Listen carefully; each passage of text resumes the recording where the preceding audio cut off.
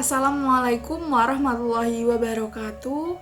Halo, perkenalkan nama saya Sabrina Putri Maharani dengan NIM 2019 1050 1079 dari Program Studi Perencanaan Wilayah dan Kota Universitas Negeri Jember. Nah, video kali ini saya buat untuk menempuh mata kuliah Bahasa Indonesia. Nah, di sini saya akan menjelaskan mengenai upaya penanganan pemukiman kumuh atau slum area yang ada di Indonesia. Langsung saja kita ke pembahasannya.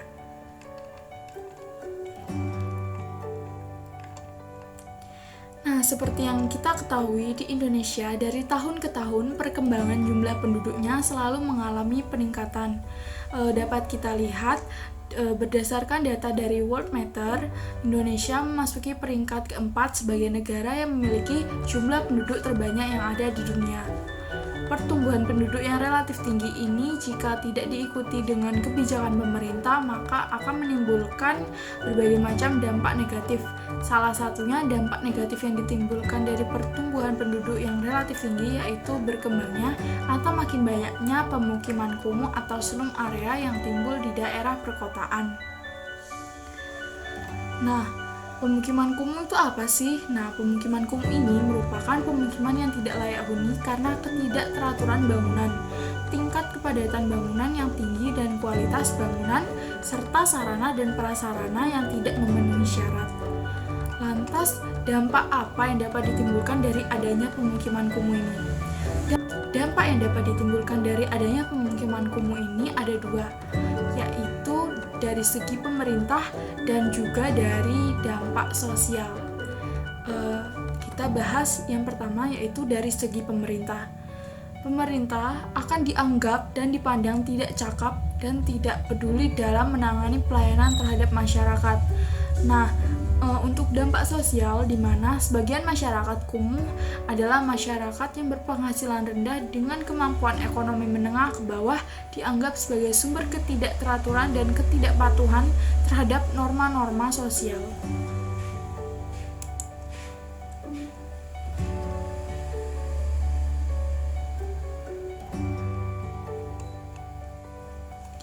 Nah, faktor apa sih yang menyebabkan munculnya kawasan kumuh?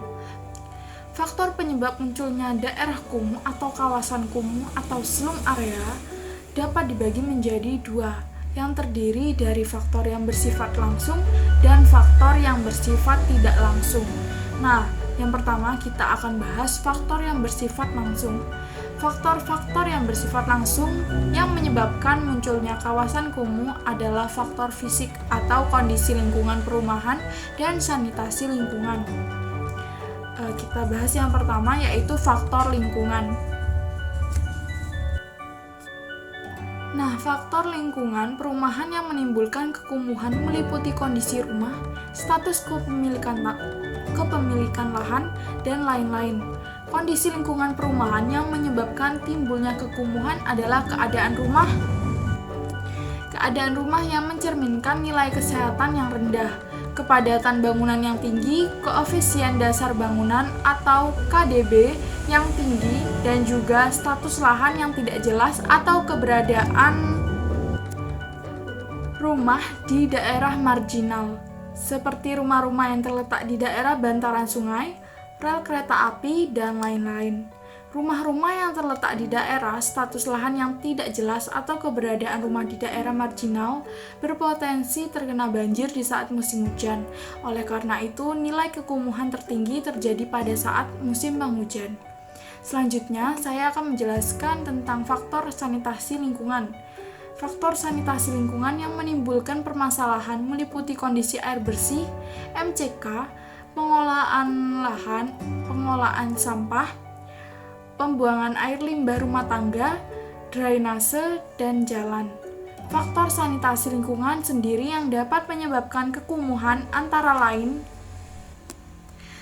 seperti kurangnya sarana air bersih yang hal tersebut dapat terlihat dari banyaknya masyarakat yang memanfaatkan air yang berasal dari sumber yang tidak bersih, sehingga dapat berpotensi menimbulkan berbagai penyakit akibat dari mengkonsumsi air yang tidak sehat. rendahnya penggunaan MCK dan juga banyaknya masyarakat yang membuang hajat secara tidak sehat atau tidak bersih sehingga berpotensi menimbulkan pencemaran organik dan meningkatkan bakteri coli yang akan dapat menimbulkan dampak lanjutan berupa gangguan kesehatan masyarakat. Selanjutnya, kita bahas yang faktor yang bersifat tidak langsung. Nah, faktor-faktor yang bersifat tidak langsung merupakan berbagai faktor yang secara langsung tidak berhubungan atau tidak ada kaitan dengan kekumuhan, namun faktor-faktor ini memiliki dampak terhadap faktor lain yang terbukti dapat menyebabkan kekumuhan. Faktor-faktor yang dinilai tidak berdampak secara langsung terhadap kekumuhan adalah faktor ekonomi masyarakat, sosial, dan budaya masyarakat. Nah, kita akan bahas satu-satu. Yang pertama, faktor ekonomi masyarakat. Faktor ekonomi yang memiliki kaitan dengan kekumuhan yaitu antara lain taraf ekonomi masyarakat atau pendapatan masyarakat, serta pekerjaan masyarakat. Penghasilan yang rendah menyebabkan masyarakat tidak memiliki dana untuk membuat sarana lingkungan rumah yang sehat. Penghasilan yang rendah juga mengakibatkan sebagian masyarakat membangun rumah tidak permanen di bantaran sungai, rel kereta api, dan lain-lain. Oleh karena itu, taraf ekonomi secara tidak langsung dapat berpengaruh terhadap terjadinya kekumuhan atau daerah kumuh. Yang kedua, ada faktor sosial. Faktor kondisi sosial kependudukan yang mencakup jumlah anggota keluarga, tingkat pendidikan, serta tingkat kesehatan. Jumlah anggota keluarga dengan tingkat pendidikan dan kesehatan yang rendah dapat menyebabkan rendahnya kemampuan dan pengetahuan masyarakat. Jika banyak masyarakat yang memiliki pengetahuan yang minim terhadap permasalahan lingkungan, hal tersebut yang akhirnya akan mendorong kesadaran yang rendah terhadap upaya penciptaan lingkungan dan juga kehidupan yang sehat. Rendahnya kesadaran masyarakat terhadap kesehatan lingkungan dapat menyebabkan masyarakat melakukan sebuah aktivitas membuang hajat ataupun sampah yang memiliki dampak negatif bagi lingkungan sekitar dan kesehatan dirinya. Nah, faktor yang terakhir yaitu faktor budaya. Faktor budaya yang memiliki hubungan dengan masalah kebiasaan dan juga adat istiadat. Faktor kebiasaan ini juga yang menyebabkan masyarakat merasa lebih enak atau nyaman dengan membuang hajat di saluran air dan juga kawasan sekitar kebun sekalipun tidak sehat dibanding membuang hajat di WC umum. Untuk itu, beberapa WC umum yang dibangun oleh pemerintah berada dalam kondisi terlantar yang tidak dimanfaatkan dengan baik oleh masyarakat. Lantas, upaya pemerintah dalam menangani pemukiman kumuh ini apa sih? Nah, upaya pemerintah sendiri untuk menangani permasalahan pemukiman kumuh atau slum area yang ada di Indonesia yaitu pemerintah menangani pemukiman kumuh di berbagai daerah di tanah air dengan membagi dua jenis penanganan. Yang pertama ada mengatasi permasalahan pemukiman kumuh yang berada di tanah atau lahan legal. Bagi pemukiman kumuh di atas tanah legal akan dilakukan peningkatan kualitas lingkungan seperti perbaikan prasarana air minum, sanitasi, dan jalan lingkungan. Contoh program yang dapat dilaksanakan yaitu program Kampung Hijau. Program Kampung Hijau ini dirancang sebagai salah satu bentuk nyata dari sumbangan non-pemerintah untuk membantu masyarakat agar tercipta suatu keadaan lingkungan sehat, bersih, nyaman, tertib, aman, serta kondusif untuk mengembangkan perekonomian masyarakat. Nah, untuk upaya pemerintah yang kedua yaitu mengatasi permasalahan pemukiman kumuh yang berada di tanah atau lahan ilegal. Bagi pemukiman kumuh yang berada di atas lahan ilegal di mana warga yang menetap di pemukiman tersebut akan dipindah ke hunian yang lebih layak seperti rumah susun sederhana sewa atau yang disingkat dengan rusunawa. Program pembangun rusunawa ini merupakan program untuk memenuhi kebutuhan penduduk berpenghasilan rendah dalam hal perumahan. Seiring dengan perkembangan kota besar yang ada di Indonesia, contohnya kota Jakarta, di mana lahan semakin terbatas dan mahal, maka mau tidak mau salah satu alternatif solusi membangun perumahan di DKI Jakarta diarahkan kepada pembangunan vertikal atau lebih dikenal dengan pembangunan rumah susun. Lantas, strategi penanganan untuk mengurangi jumlah pemukiman kumuh ini apa sih? Menurut Undang-Undang Nomor 4 Tahun 1992 tentang perumahan dan pemukiman, peningkatan kualitas pemukiman dapat berupa kegiatan-kegiatan perbaikan atau pemugaran atau peremajaan dan pengelolaan atau pemelihara yang berkelanjutan.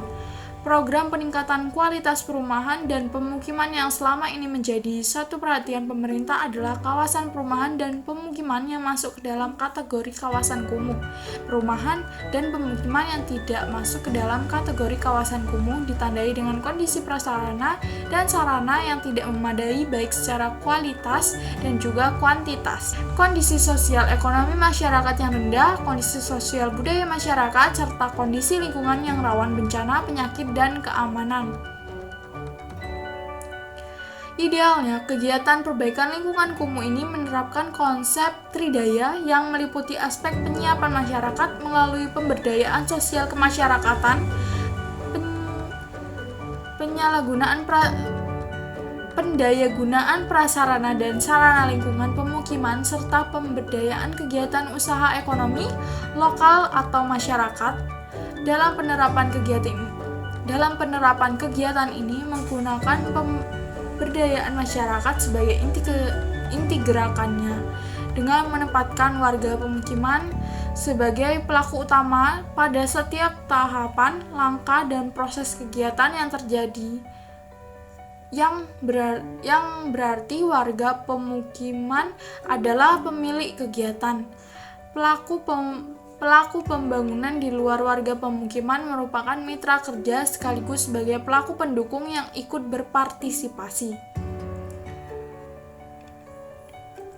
Nah, kesimpulannya dari penjelasan saya, banyak sekali dampak yang dapat ditimbulkan dari adanya pemukiman kumuh. Dilihat dari kondisi sosial yang menjadi indikator kumuh adalah tingkat kemiskinan yang tinggi dan pendapatan yang rendah.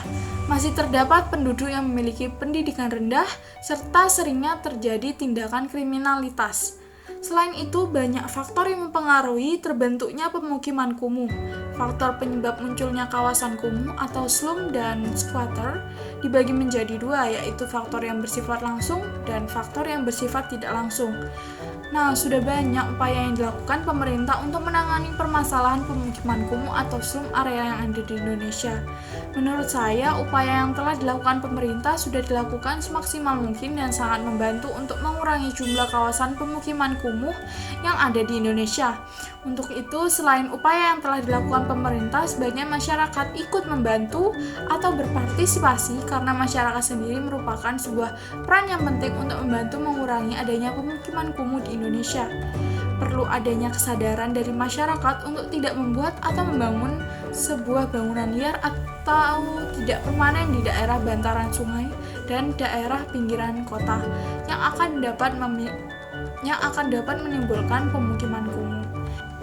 Nah, itu tadi merupakan pembahasan mengenai upaya penanganan pemukiman kumuh atau slum area yang ada di Indonesia. Terima kasih telah menonton video saya. Mohon maaf apabila ada kata-kata yang kurang berkenan. Wassalamualaikum warahmatullahi wabarakatuh.